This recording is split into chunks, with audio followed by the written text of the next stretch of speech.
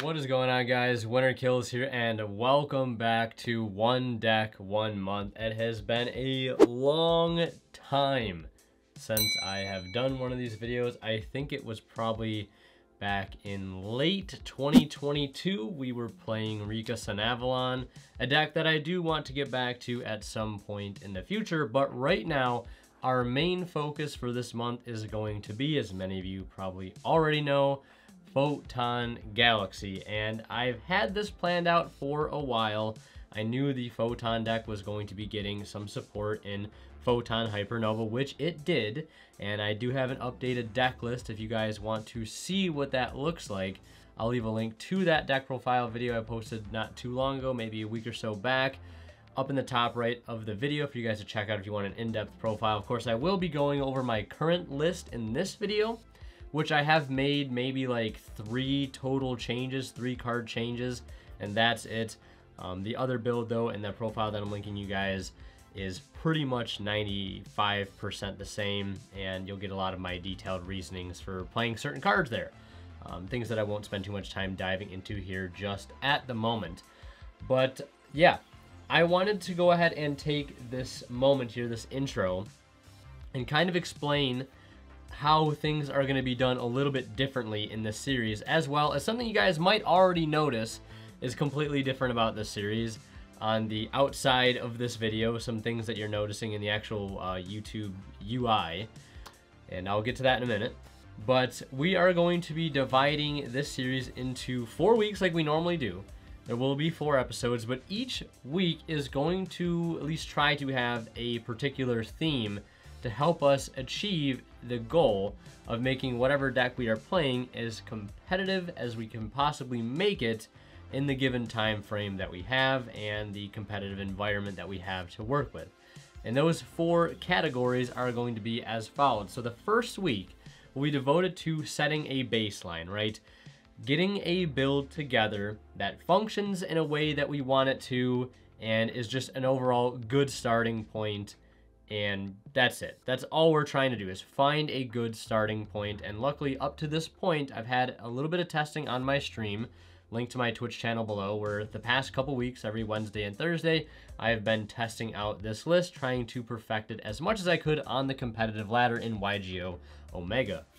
And the second week is going to be devoted to finding the problems. What problems are we experiencing with the deck? What, is the big sore thumb sticking out? What's the elephant in the room? What do we keep losing to? What inconsistencies are we seeing? And not only are we going to be taking data from our locals, I will be taking some data from my online matches that I play on Ranked Ladder. So if you guys want to keep up with the progress of One Deck 1 Month live, again, make sure to check out my Twitch channel, link below, so you guys will see that progress in real time. So like I said, week 2 is going to be strictly devoted to finding out what kind of problems are we experiencing. And again, I wanted to include the streams in there and the live online, ladder matches, because I don't think 4 matches at locals is going to be enough data to really determine what kind of problems we're experiencing. Now, moving on to week 3, we are going to be fixing the problems. That entire week will be dedicated to trying out new things within the main, extra, or side deck, or whatever play style we've been messing with, and tweaking those to try to fix most, if not all, most of the problems that we were encountering. And hopefully with that, we should see a increased win rate and overall just better success with the deck, more consistency, the things that we want the deck to do, it's doing more often, building better boards, grinding a little longer, etc., etc., ending games quickly, right? Could be any number of things depending on the deck. So that will be week 3, fixing the problems that we were having in week 2 from our baseline deck. Then moving into week 4, what we're going to be doing is basically re-evaluating and compare our week 4 deck to our week 1 starting point. Now, this isn't the most crazy detailed setup, I know, but I think it's simple enough, and that's what makes it work really well in my mind, because I wanted to take the One Deck 1 Month formula and switch it up just enough so that it still feels relatively the same, but maybe feels a bit more organized in what exactly we're trying to do. And this month, I'll be trying to keep detailed counts of win-losses, and as well as the store credit that we can acquire from winning or topping our locals over the course of the next month. and any kind of prizes that we pick up using said store credit. So that is going to be the goal. Now, what I was talking about just a moment earlier, you might notice differently around the YouTube UI, is that there is a fundraiser going on right now on this video, and there will be a fundraiser button attached to each One Deck One Month episode going up over the course of the month. And right now we are currently fundraising for Clean Air Task Force. Now, I will cut to a little section right now that is going to give you guys a little bit more detail into the fundraising, what Clean Air Task Force is all about, why am I doing this, and some donation incentives as well. So let's jump right into that really quick. Okay guys, so as I was just talking about, we are doing a fundraiser currently for this One Deck One Month. Each episode will have a fundraiser bar attached to it on the video player where you guys can donate to the Clean Air Task Force. If you don't know who the Clean Air Task Force are, I'll leave a link to their website down in the description below so you guys can learn all about them and the amazing things they do to help combat climate change. Now, to answer the question as to why I'm doing this, quite simply put, climate change is a very pressing issue that has become very, very important to me and my entire family. Over the past year or so, nature has become more and more a part of my life, and with doing that, I've been doing a lot more research and learning a lot more things about climate change and just how bad things are going to get, not only for the environment around us, but for us if we don't do something about it. And that is the key thing, is that we can do something about it. It's not so much about making broad scale changes. Yes, those are very, very important and oftentimes the most effective, but we cannot forget the small things that we do at home together can have almost a much greater impact. And I also must say, after discovering and reading some of the works of both David Goulson and Doug Tallamy, I've been more and more inspired to want to do something like this here on my channel, and like I said, use my platform for greater good and help support amazing causes that are combating climate change in whatever way they can. And I'd highly recommend anybody watching this video right now to go ahead and check out some of the works of both David Goulson and Doug Tallamy down in the description. Their works were very, very eye-opening and extremely informative to me, and they definitely will be to you guys, and you'll be able to learn just how much you are capable of doing at home in your own front and backyard to help bring nature home and repair local ecosystems, and the wildlife around you not only will thank you, but you'll get plenty of entertainment from it, just seeing how much things will, come to life and evolve right there at home. So that is all I wanted to say. Please feel free to donate. There will be donation incentives up to $1,000, which is our goal, and I definitely think we are capable of hitting it. Starting at $250, I will do a giveaway. I'll be giving away some playmats and signed cards and maybe some sealed product as well. And moving forward from that, if we hit $500, I will be doing a workout stream live on my Twitch channel. Again, link below. I think that'll be fun, something I've never done before, so we'll do that. And if we hit $750, you guys will be able to decide via a voting process what the next deck I will play for One Deck One Month will be. And if we hit the final goal of $1,000, I know a lot of people are going to be happy to hear this, I finally will do a One Deck One Month for Earthbound Immortals. Now, this is a long-running meme in my Discord community, and if you guys want to make it come true, you definitely now have the power to do so. Earthbound Immortal is one of the first decks I ever covered on this channel way back in 2014, and is like one of my most viewed videos of all time. It was a terrible deck, but who knows, here in 2023 and beyond, maybe we can make it work. So those are going to be the donation incentives. Thank you guys in advance for donating. I really appreciate it a lot. Now let's get back to the video. Okay, so it is almost 3 in the afternoon. You guys know the deal. We've got locals in about 3.5 hours. So right now, I figured it would be a good time to talk about the deck list, our starting point, our baseline for the month, and go over some of those small little changes I talked about at the beginning of the video. So right now, there is the deck list as it is. This is going to be our starting point for the month. Now, if you guys have already seen my deck profile on YouTube already, you know there are a few slight changes, and I'm going to go over those right now. I'm not going to go through the entire list card by card because I've already done that in a separate video. But the first change comes in the form of me dropping Photon Emperor down to 1 copy. The main reason being is I'm not playing trade-in anymore. So the higher level 8 count, the discard effect off trade-in, right, that isn't going to come up anymore since trade-in is no longer in the deck. Also being said, this card is just not that great to draw. There is only a couple of situations where having this card in hand is good, and that's if you already have something like Brave in hand, I guess that's a stretch even, or if you have Galaxy Soldier to discard it and chain block. That's like the only time you want to see this card in hand. Outside of that, you mainly want to use Galaxy 100 or the Galaxy Photon Dragon to send it to the graveyard. So I think that is enough reason for this card to be at 1. I was playing 2 solely for the fact that, you know, I was worried about Bystials and stuff like that, but I feel like Bystials have fallen off pretty hard right now, and the only decks that we're going to play against that aren't playing Bystial are the branded Bystial decks, and we'll cross that bridge when we get to it. Now, the next change that I made was with me cutting Emperor down to 1 that opened up a slot in the main deck, and that was for a second copy of Galaxy Trance. You guys probably heard me talk about in the deck profile and in the test hand portion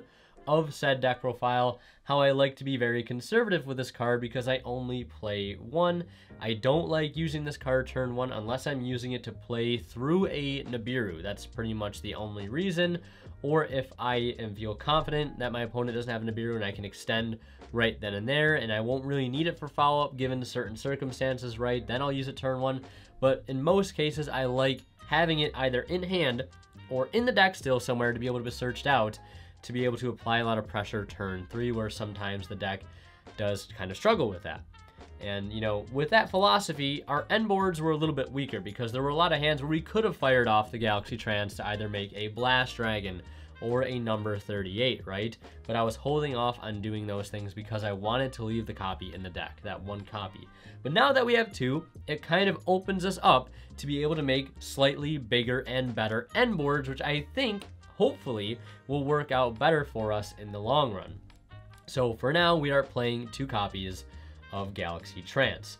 I do want to touch briefly on our hand trap lineup: 3 Ash, 3 Imperm, and, you know, defensive cards like 2 copies of Triple Tactics Talent. I know people are going to ask about Thrust. I don't have Thrust. Can't afford it at the moment, but hopefully we'll get our hands on it at some point. Maybe over the course of the week, we'll use our credit to buy some Photon Hypernova packs if our locals even has any, and we'll test our luck. Who knows, right? But Ash and Imperm, I feel like, are some of the most generic and best hand traps that we can play. I know people were wanting me to play Nibiru and things like that, but I'm keeping it in the side deck for now because I feel like Nibiru is really only solid against Kashtira, and we're pretty much going to be playing this deck exclusively at locals. Granted, it's a big locals, 40 plus people with a decently competitive crowd, so we'll see how much pure Kashtira we end up running into. But for now, I like 3 Ash and 3 Imperm, and Talents has been clutch in here pretty much ever since I've been playing it, although maybe this card could go out at some point. But yeah, that's the deck. The extra deck, I did talk about this on stream briefly, which would be to either cut Cypher X or C62 to add in a second Galaxy Photon Dragon, but the second copy isn't coming up as much as I'm thinking it is, right? So maybe we just leave this at 1 for now. And the one change I made in the side deck, shout out to a YouTube commenter, I forget their name, but they did suggest playing Galaxy Cyclone somewhere in the deck because you can use number 90 to attach it to it as material. And this is basically just a free out for any floodgate that our opponent might flip on us during their turn. We can standby phase, you know, if we know we're playing against a control deck, standby phase, use number 90 to attach a Galaxy Cyclone to it. If they clear it by whatever, you know, means, we can, you know, have spell trap removal next turn, or we can even detach the Galaxy Cyclone from number 90 to get a monster negate and destroy that monster and set us up with some spell trap removal in the graveyard for next turn. So I think we're going to play one copy just because it is literally a searchable engine card. We can grab it off of Galaxy Photon Dragon, we can grab it off of Wizard, we can grab it off of number 90, etc, etc. For those reasons, we're leaving at 1.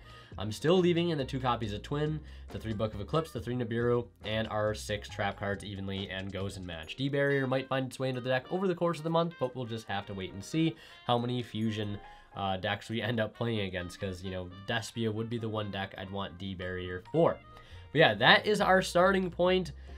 And I think it's been working pretty good as far as Photon Galaxy can go. You know, we got to keep our expectations realistic here because this is a rogue deck and not that great of a rogue deck as it stands, but I'm going to try my best to make it as competitively viable as we can over the month. So this is our starting point.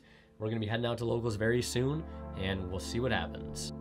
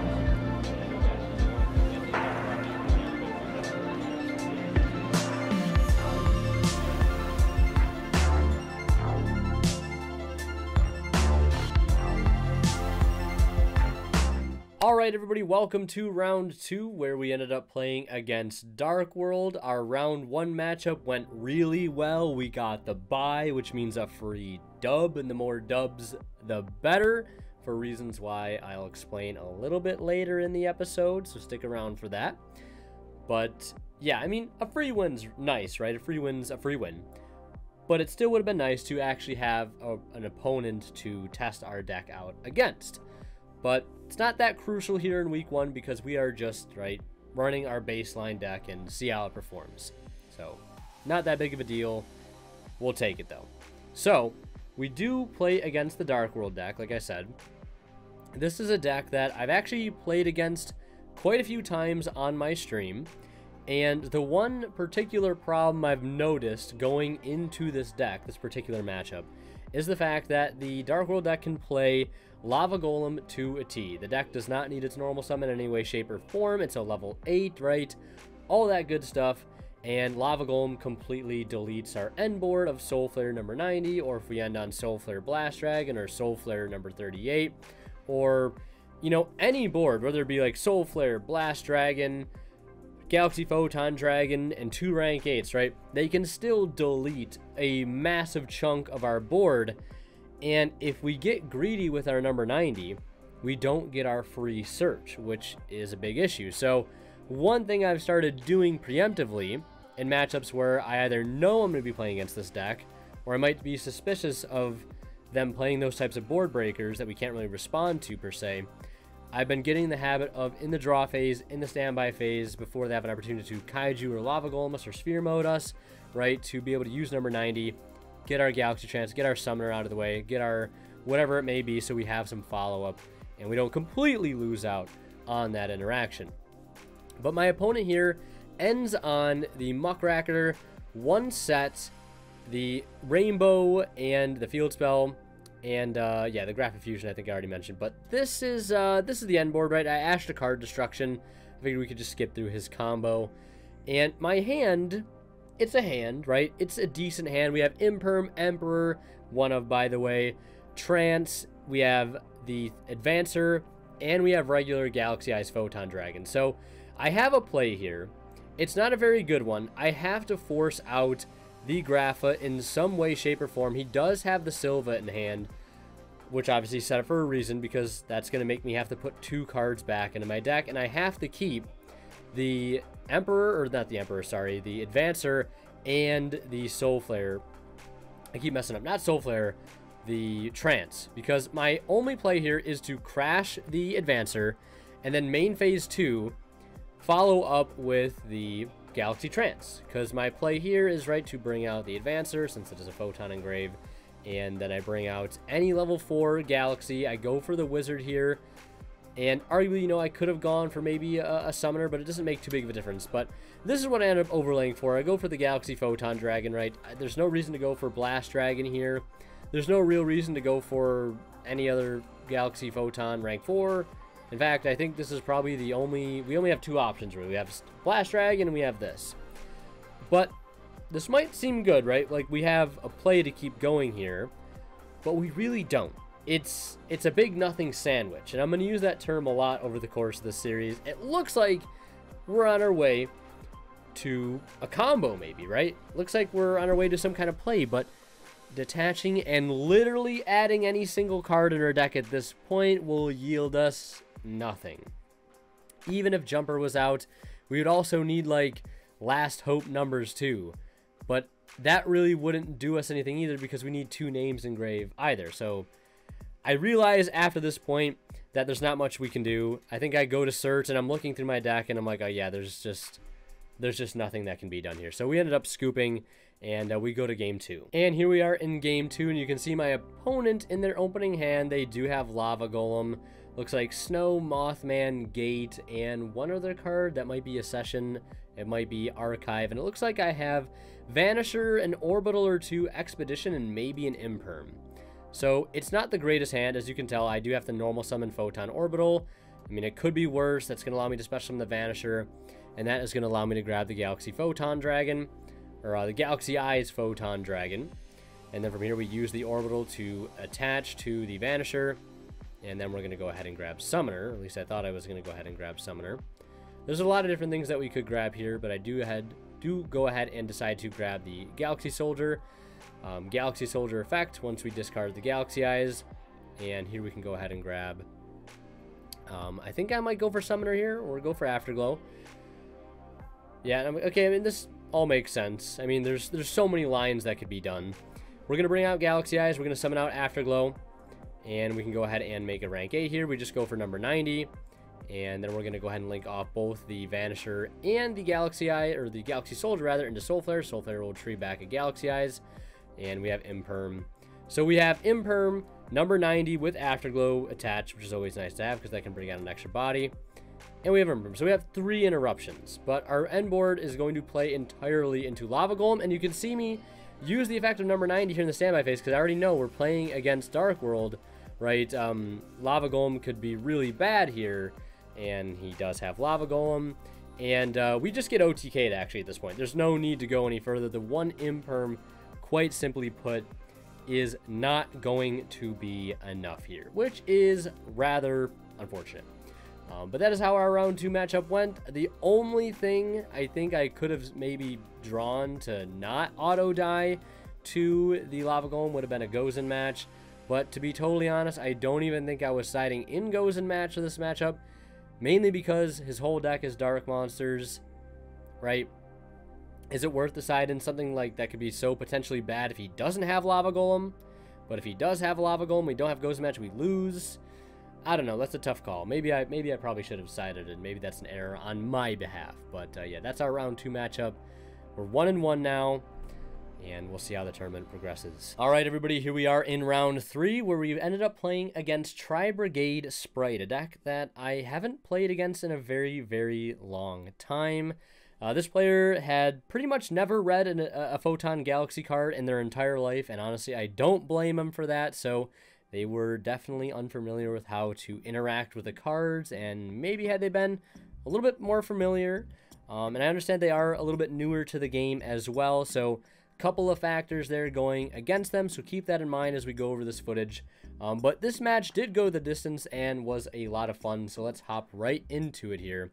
And I do end up going first here. I lead with Photon Sanctuary, bringing out 2 tokens. That's allowing me to slap that Photon Vanisher on field, and what continues to be a theme in my entire career of playing Photon Galaxy, nobody likes to let Photon Vanisher resolve. I don't know why. Not saying it's not a good thing to do, it's just always Photon Vanisher. For some reason, when I tell them it lets me add Galaxy Eyes Photon Dragon, people want nothing to do with it.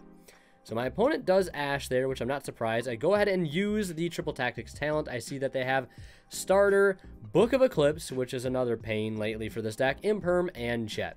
So they only have one more form of interaction with our board here, and it's going to be the Imperm. And I know how our deck works. I cannot let them have another hand trap here, so I do have to force them to put the Imperm back. And now I have to be mindful of the fact that I can't really end on number 90 here because it's just going to get completely outed by that Book of Eclipse. So we go ahead and use Pot of Prosperity here. It's going to reveal 2 Imperms, Advancer, Vanisher, a copy of Trance, and Ash Blossom. And I think I go for the Advancer here because it allowed me to complete a rank 4. So we do that. We summon that to the board. We go for Galaxy Photon Dragon. We activate the effect, which will allow us to go ahead and either take a Photon Galaxy from our deck to hand, send to the grave, or add one to the hand. And after a little bit of thought here, I didn't want to get ahead of myself and grab the incorrect card. So I go ahead and grab the Expedition. And I also want to point out something here that I could have done. We could have technically, I mean, it doesn't make too much sense. It's kind of like an extra unnecessary step, but a cool interaction you can do with Sanctuary and cards that Foolish, right? You can dump any monster, any Photon or Galaxy monster, and we can link off the 2 tokens to go into Soul Flare to add back whatever monster that we sent. But since we can just directly add any card, right, I do decide to go for just adding the Expedition and kind of skipping that step. So I go for Soul Flare here. That's going to add back the Advancer, because at this point, I don't think I've normal summoned yet. So we go for Afterglow, since we have the Galaxy Eyes monster on board, and we're going to bring out the Soldier with the Expedition. We're going to go Chainlink 1 Soldier, Chainlink 2 Galaxy Photon Dragon to make it a level 8, and then we get to search a Galaxy monster. And I go for the Brave here, and I go for Brave because I want to make a, or no, we go for Wizard? Go for Wizard? Okay, we go for Wizard here. I thought I went for Brave, but that might be in a later game. So we make those 2 level 8s, or make the Soldier level 8, and then we go for number 38 here, because again, I have to have an out for the Book of Eclipse, which sucks, because that means their starter still gets to resolve. And then we grab the Galaxy Eyes Photon Dragon off our normal summon there, which we haven't used yet, which is going to be the Galaxy Wizard. So we end on a special summon monster pop, and we end on a spell negate, and Soul Flare and number 38 are both boosted by 500. There's the Book of Eclipse, so we do negate that, obviously. And now I know they have Jet, and then they have Starter in hand. And they do find Karis, too, which is really, really good, because now I can no longer just, you know, pop whatever special summon body they put on field and expect them to stop. They're going to have a play regardless here through 1 destruction of a level 2. So they go ahead and grab Smashers, and from here they go ahead and link off into Sprined. And at this point, it's getting a little bit more difficult to kind of figure out where exactly I want to actually interrupt them with the Soul Flare. I figured my best bet might just be to kill the Gigantic before it gets a chance to resolve.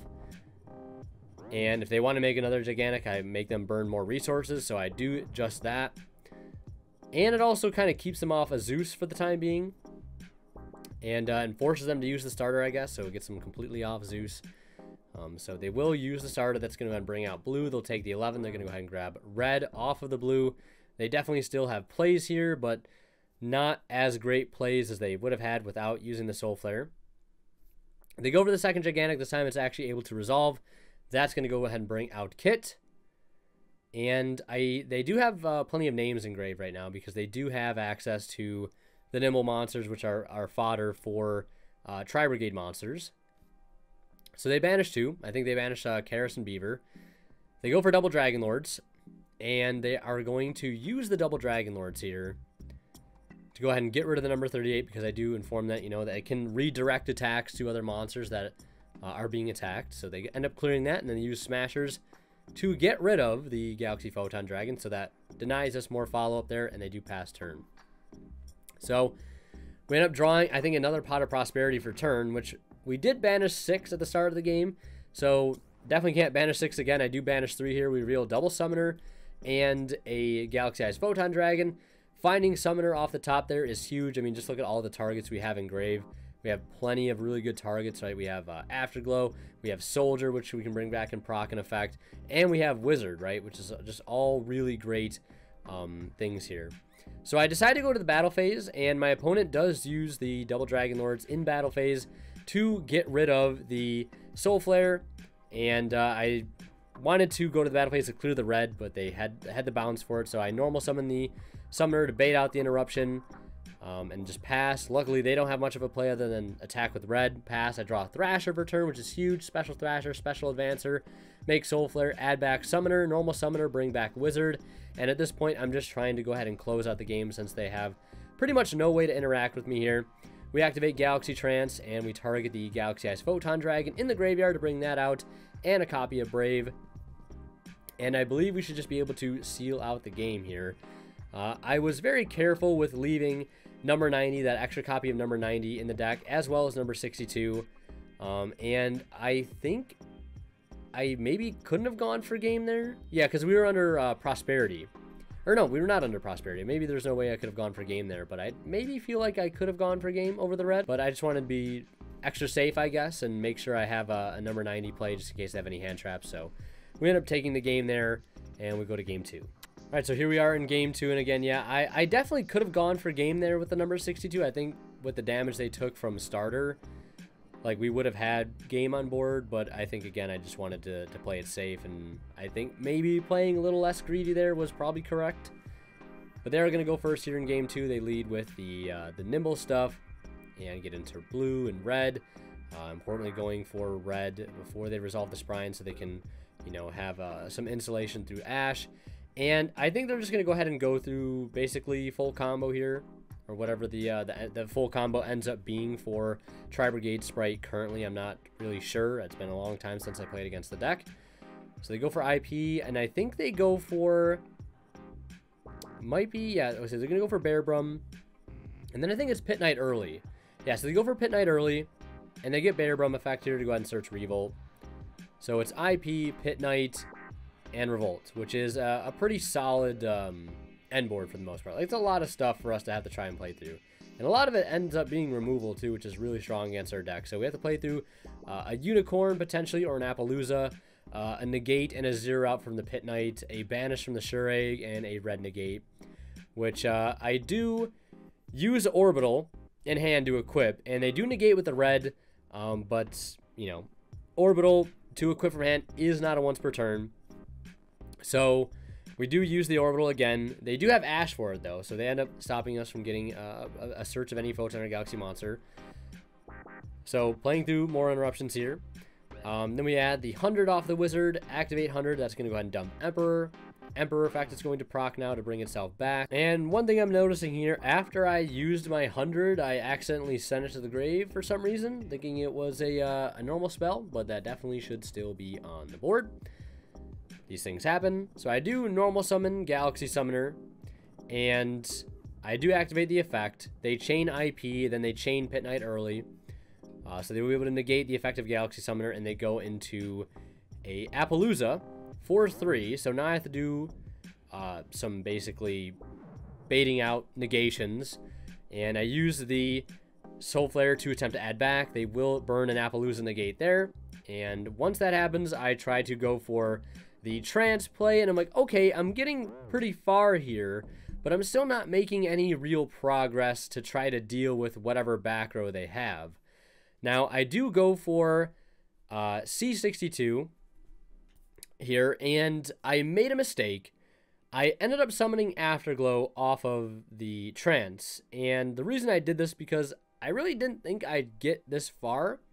I was for sure that my opponent would use Revolt on the number 62 to begin with, but if they don't know about C62, right, they might not be inclined to do anything about it until they absolutely have to. But had I summoned C62 with Galaxy Eyes Photon Dragon underneath it, we would have been completely immune to Appaloosa and Shureg, because when it has Galaxy Eyes Photon Dragon as material, it is unaffected by our opponent's monster effects, and it gains a little bit of attack based on the levels and ranks of its materials times 100. But as you can see there, I decided to go for Afterglow because I wanted to get greedy and try to go for the OTK. Just a little bit of sloppy play on my behalf there, and I spec out Vanisher here, and my opponent has Nibiru too, so like they definitely could have Nibiru'd me maybe on Res of the Trance, and the game would have ended probably right then and there. Plus they still have Revolt, so yeah, that's really, really rough for us. But you know, had I summoned Galaxy Eyes Photon Dragon there and not have played super hard into that whole board, I think we would have been fine, and maybe we would have won, honestly. But mistakes happen, we learn from them. Let's take a look at game 3. And here we are in game 3, where my end board going first is number 90 with Afterglow and Galaxy Eyes attached, Soul Flare, and Blast Dragon. It would have been nice to have like maybe an orbital equipped to this, or I would be able to, be able to keep the Galaxy Photon Dragon on field, so everything has that blanket protection from targeting and destruction via card effect. But I wanted to go for the Soul Flare to A, get the follow-up, and B, get that extra interruption. Although at the point that I'm playing this out, I don't have Galaxy Eyes Photon Dragon in hand, so I would have to ditch both the cards in my hand, which I believe is a copy of Sanctuary and a copy of Summoner. And I'm quickly reading to my opponent what everything does, so they know what kind of board they're going into, because time is ticking down, and with that being said, people tend to play fast, so want to get as much information out as quickly as possible. She ends up summoning out the Jet, and I do decide to negate the Jet because I want to keep them off of Smashers, because Smashers could just completely invalidate the best thing about our end board, which is number 90. So I wanted to get that out of the way because I don't believe Smashers targets, which is really scary. So I end up negating the Jet, and we detach Afterglow. That brings out Galaxy Eyes. They do have Thrust as a follow-up, which is really, really good. They end up grabbing Talents. And again, because time is ticking down, nerves are high, right? They end up forgetting a crucial thing about Talents, is the fact that Talents doesn't target. And I did tell them that Blast Dragon is preventing everything I control with 2,000 more attack from being able to be targeted or destroyed by card effects. And I think at the time they thought that Talents targeted, so they ended up taking the Blast Dragon. And that ended up being an unfortunate mistake, because Blast Dragon is not strong enough to get over anything on my field currently. It does only have 1,800 attack, which is basically just the bane of its existence. And the funny thing is that I couldn't actually use Soul Flare here on the Gigantic because of the Blast Dragon. Because the Gigantic was actually at 3,200. And that is my fault. That is definitely my mistake. I think at the time I forgot about the fact that if it has a Link monster as material or any like extra deck monster, it gains that double attack. So that's completely on me. But regardless, had they taken the number 90, which would have been, I think, probably the best thing for them to do, they could have attacked over the Soul Flare, and that would have gave them access to Zeus. And they unfortunately end up admitting defeat there because they do take a little bit of damage. Well, I don't think they even go for battle phase. I think they just end up admitting defeat, which is unfortunate. A couple of mistakes on both of our behalfs. It happens, right? Live and learn. They definitely should have taken the number 90, and I definitely should not have been able to pop the Gigantic. The Gigantic should have definitely been able to resolve. Alright guys, so we just wrapped up locals. We ended up going 3-1. We did get a bye round 1 though, so I mean, depending on what we played against, it could have resulted in a loss potentially, but we'll take what we can get right now. So 3-1 record for our first week. That's pretty good. Again, there was a bye, so we'll take it with a grain of salt, but we'll take the 15 credit. And I think the deck performed pretty okay. I did open up relatively unplayable, I think, one time, which is still something that tends to happen with this deck when we don't have as many starters as we need to. Not really sure how we can try to fix that going forward, although I have some ideas. We'll have to mess around with it next week when we try to establish, fixing some of the problems that we have. And we'll be able to determine more what those problems are when I go over the footage and see what the results are from my online grinding this week on YG Omega. But yeah, overall pretty happy. Little shocked that we ended up going 3-1 with the deck, but we'll take it. There was a couple times where I was able to summon C62, and I'm glad I didn't cut that out of my extra deck. I did think about cutting it for a little while, but honestly, I'm glad I kept it in. There is one card in my extra deck, though, that I feel like still I maybe want to cut, and it's Cypher X, but it hasn't had its chance to really come up yet in a really impactful way, and maybe it will. So I think we'll leave it in for now, but we're going to go ahead and get out of here, and we'll wrap this episode up very soon.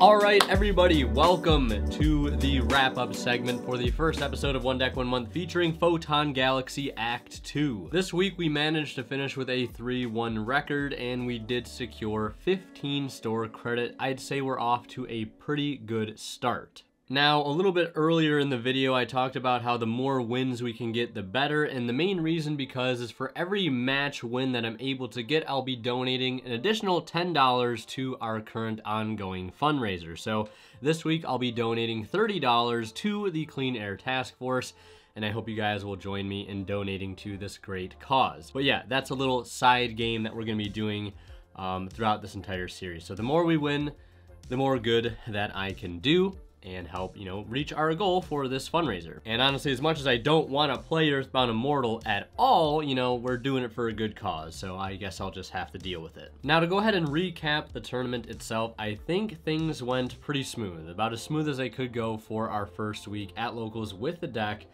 One thing, though, I did notice, really small thing, honestly, but it is kind of important to, like, pick these little details out as we go on. But when I was reviewing my footage, I did notice a couple points where, you know, myself right now, I'm about in week 2 as I'm filming this, and I've had just, again, a little bit more testing and a little bit more practice with the deck. And I already could see some plays that my week 1 self was doing that I myself in the future would not have made. Just doing things a little bit more optimally and noticing and realizing that there are some cards in my extra deck that I'm not utilizing properly. For example, that one game we played against Tri-Brigade Sprite where I incorrectly summoned out Afterglow off of a Trance instead of summoning out Galaxy Eyes, and that would have allowed me to get into C62 already unaffected by my opponent's monster effects, and I think that would have put us so far ahead into the game, even through Nibiru, Revolt, and Appaloosa. And that was just me not fully understanding how valuable that card can be.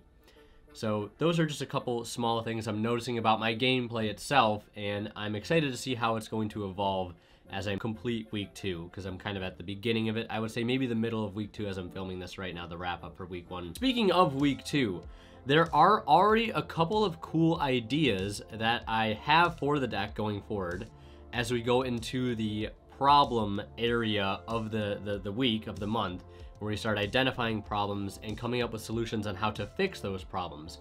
I've already got a couple ideas, already put a couple of those ideas in motion. Might need to grab a couple cards to try to make these ideas a reality if I decide to go down those paths, but I'll leave those ideas to talk about when we actually get into the week 2 episode. The deck is going to change a little bit. You guys will see what the list is going to look like at the start of the week 2 episode. There are a few slight tweaks in the main, and one change in the extra deck, and the side deck I think is where you guys will see the most improvement. Well, improvement change. Hopefully it's an improvement. And yeah, overall week 1, we got a 75% win rate, right? We're 3-1. Yes, I know we had a bye, but still 3-1, 75% win rate. We'll keep the positivity up. We got that $15 store credit in the bank. Feeling pretty good.